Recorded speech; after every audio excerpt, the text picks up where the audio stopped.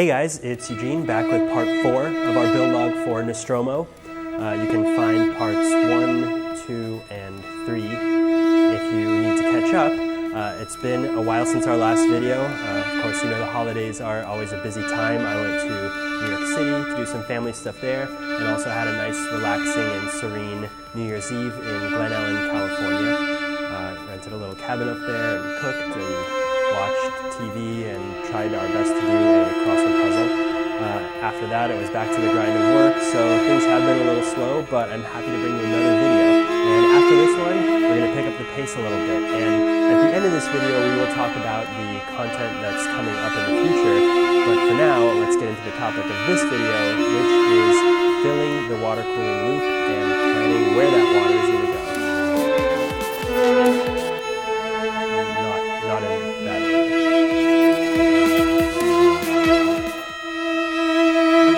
Here you can see me working on routing the second water cooling loop, the one responsible for the DPUs.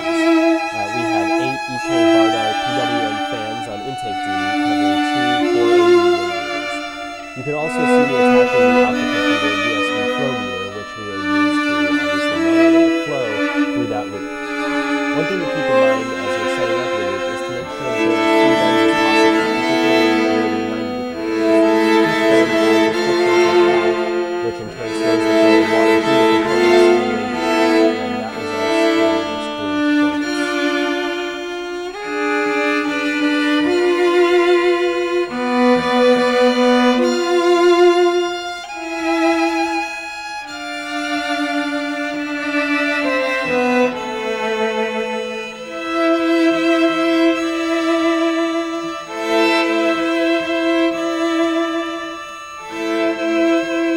Once all the loop components were connected, my pal and I prepared to leak test the system.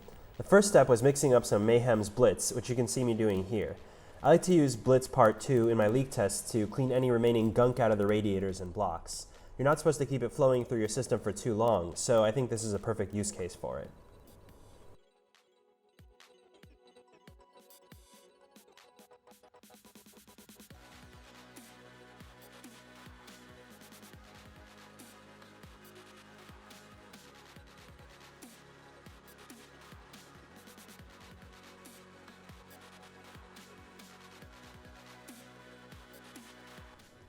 As Peter looked on, I filled the loop very slowly through a fitting and tube attached to the top cover of the reservoir.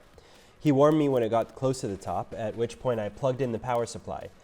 The PSU was only connected to the pumps, but there's a catch. It won't actually turn on if the 24-pin motherboard cable isn't connected. That's the case with every power supply I've ever used. But there is, of course, a way around this. You can trick your power supply by plugging the 24-pin cable into a false connector with a jumper in it. These are available at your favorite online modding store. So when you turn it on, you can see that the reservoir drains pretty quickly. Be sure to turn it off as soon as it gets to the bottom, as you definitely don't want your pump to be running dry, as they say. Then just fill the reservoir back up and turn the PSU on again. Eventually, you'll get to the point when the reservoir level will not decrease, as the water will have been distributed to all your components, and you can just allow the water to cycle through your system.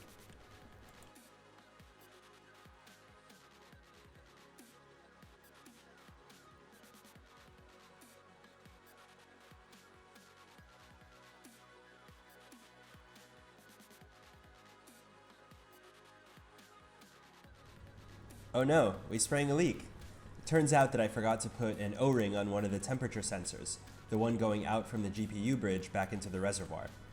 The leak was a tiny drip, but we noticed it from the little wet spot on the paper towel below. These paper towels are essential for this very reason. They not only keep your components dry in case of a moderate leak, although nothing too heavy, but also serve as a sort of canary in the coal mine, since it's a lot easier to see if a part of a paper towel is damp than to notice a single drop coming from a fitting once a minute. You can see me using my finger to plug the hole in the block after I've removed the fitting, then having Peter put the O-ring on the fitting before reinserting it. Pretty soon it was good as new. Now, while you could be waiting as long as 24 hours for your leak test to complete, you may want to take this time to work on other aspects of your system. I decided to put the passive heatsink on the back of my Aquero, and also to install my hard drives into the cage that comes with the STH10 case. This thing is awesome, by the way, and I love the vibration-absorbing rubber mounts that come with it. Another example of great Case Labs craftsmanship. With all that done, it was time for my final leak test, which began by draining as much of the Mayhem's Blitz as I possibly could, followed by filling the reservoir with Mayhem's Pastel Ice White. Here's a little pro tip about leak testing. You don't have to risk your components by just pouring in the water and hoping for the best. Before you do that, you can air test. Just seal up everything in your loop except for one fitting, then connect that to a male-to-male fitting that goes from the G1/4" thread type to the NPT thread type. From there, connect an NPT 3-way fitting and hook that up to a Schrader valve, like what you'd find in a bike tire, and a pressure gauge. Use a pump to fill up the Schrader valve and monitor the pressure gauge to see if any air is leaking. It's a good way to test the integrity of your loop without risking some soggy components. Now that you've had a look at some of the process of putting these loops together, I wanted to give you a closer look at the fittings and route that I've chosen so that if you want something that's identical or very similar, you'll be able to basically create the same thing that I have. It's not the only method of creating this water cooling system, but it's one that works. I've tested this for a little while, so I know that everything is staying pretty cool and very quiet, so hopefully this will help. We'll have to move Gary out of the way here. Excuse me. So here we have the Aqualis reservoirs with the Aqua Computer pumps, and we'll start with the lower loop here. You begin with the out port that I've connected this 90-degree bits power fitting, and that's attached to a PrimoChill revolver fitting that holds the actual PETG tubing. And unless I note otherwise, all of the angle fittings are bits power, and all of the fittings that are holding the rigid tubing are the PrimoChill revolvers. So that goes out to another fitting, as well as the bits power pass-through that goes through the back panel.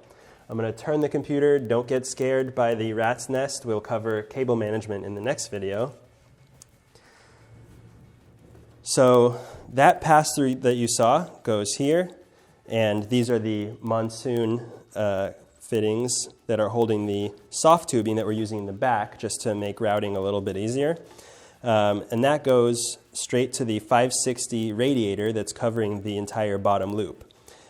It goes out of the radiator and into another pass-through, to which I've connected a 45-degree fitting. And that pass-through comes up here, right under the motherboard loop.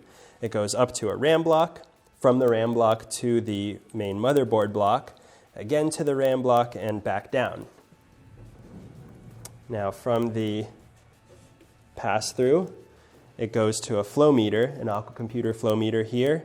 You'll see how all of these components are connected to the Aquero unit in the video that covers that. And from the flow meter, it goes to a Aqua Computer filter. You can see that looks pretty tight. It's also connected with a T-block to this drain port, bits power. And from the filter, it goes up to this pass-through and back into the reservoir. You'll notice I'm using this in port rather than this one because that allows the Aqualis reservoir to realize that cool fountain effect. Turning now to the GPU loop, again, it goes out of the out port and to the back wall, where it goes across to the flow meter, from the flow meter to the first 480 reservoir, out of that one into the second reservoir, and then down into the GPU loop. It's connected to this to the EK bridge that connects all three of the video card water blocks, and then back into the reservoir. Now, in this case, I put the drain port right where the other unused in port goes, just because that was one of the free ones, and it's also the lowest point in the loop, and that's always where you want your drain port to be. So now that you've had this detailed look, I hope it'll help you build your own loop, or at least give you some tips, if you don't want something exactly like this, of how you can construct your own. In the next video, we'll cover cable management, as I mentioned, and also benchmarks.